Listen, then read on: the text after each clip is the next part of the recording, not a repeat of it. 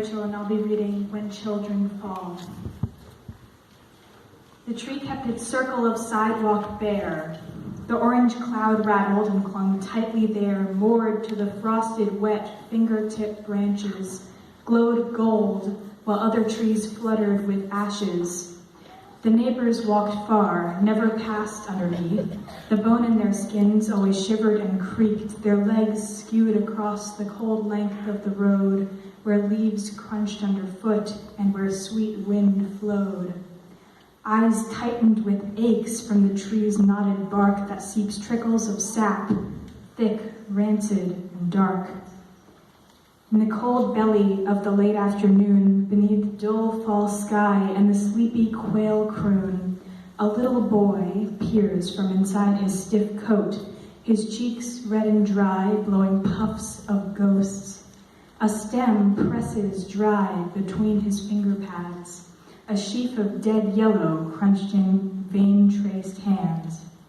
The tip of his tongue holds the spiced rotting scent below wrinkled bark, under shadows that etch deep creases in the youth of the yellow face. Inside, a hole widens and sharpens an ache. The metal air knifes the clogged sides of his lungs. Autumn drips into caves of lullabies sung. They sag in his chest against shivering walls. The gasp breaks the air and coughs rattle his jaws. A red pool beneath him gapes wide like a mouth. The wind scrapes its nails on the door of the house. Songs whistle through cracks, trace his mother's neck, carries coughs to her ears, echoing and wet. The charred bone branches loll over her head.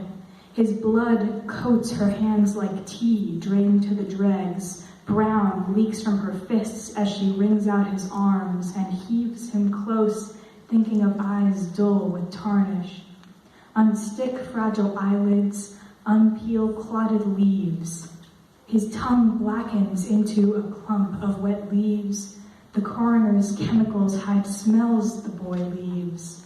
Sticky handfuls spoon from his stomach of leaves, soften bones in his knees, and veins molder brown underneath stiffened sleeves. Stains press in the casket's cold satin floor.